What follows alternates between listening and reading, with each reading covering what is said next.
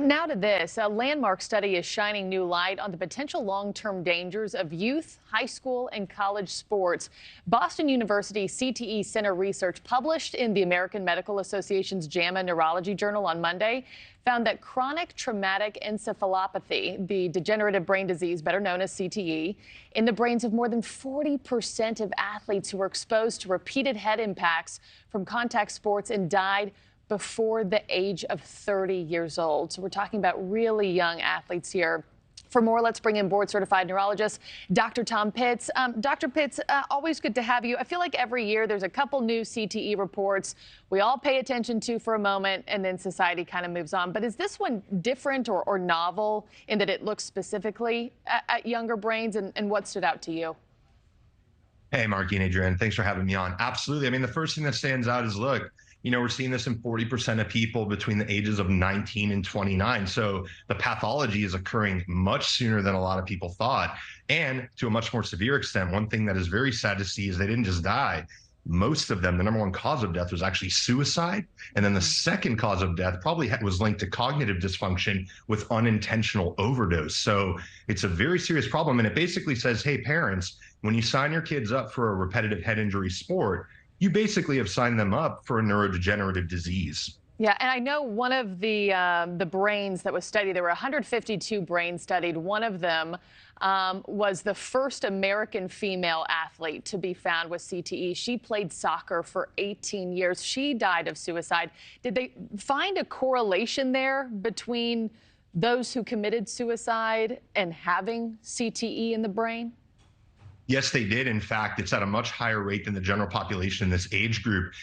In fact, soccer has the highest amount of overall concussion of any sport, and in the United States accounts for the most concussion-related hospital visits. And that's usually due with the whiplash injury. There's no helmet, there's no shoulder pads. But yes, there is a correlation. And again, you see here that we need more data because, again, females and minorities are still underrepresented in this study, and it's probably happening a lot more than we think. Yeah, and I feel like females and other sports outside of football are usually excluded from this conversation, right? I mean, this study, It looked at hockey, cycling, softball, horseback riding. I think oftentimes we just think of that 300-pound linebacker, and that's the only athlete this exists in.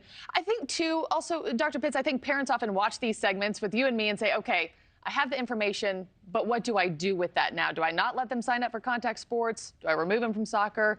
What's your physician's advice for moms and dads? Yeah, I mean, you just got to know, right? This is the United States, it's a free country, but look, I mean, when you put your kid in football and he or she hits their head or soccer or whatever, you just got to know, I mean, you put them in a position to just essentially get a neurodegenerative disease. So if you want to do that and you think your kid's going to go pro and it's worth their money to get, suicidal ideations later in life, Parkinsonism, potentially cognitive problems, anger, that's up to you. Am I going to have my kid play football? Absolutely not. I played baseball my whole life.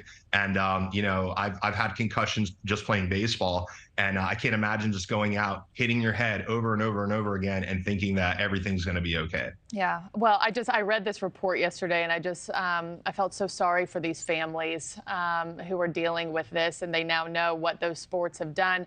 Also, I wanted to ask about this. I know University of Maryland football coach Mike Loxley says that his son's brain was part of this very study, and that his son had CTE when he was killed in 2017.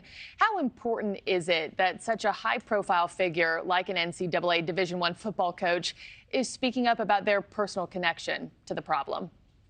I always say my biggest spiritual connection in life came in the hospital because it's the great equalizer. The richest person, the most politically agenda-motivated person, when their kid gets sick in the hospital, right back down to earth. The perspective kicks in, and you realize how kind of foolish football is, right? It's a game. It means nothing. And I remember my coach saying to me, things like, play like your life is on the line. Well, it is on the line, but for literally no reward. So it's important. And I think the coach said, look, I don't want other young people to have this happen. And again, this is a neuropsychiatric disease. A psychiatric disease is when you have a normal brain, trauma, other influences, genetic factors create misfiring of neurotransmitters. A neuropsychiatric disease is out of your control. If I injure that part of the brain, you may not have been depressed at all, and now you will be depressed or irritable. It also leads to other things. Like, I'll bet there's NFL players, people that are sitting there saying, wow, I got divorced, I am irritable, I was never like that. It changes you, and that's a big thing for people to recognize.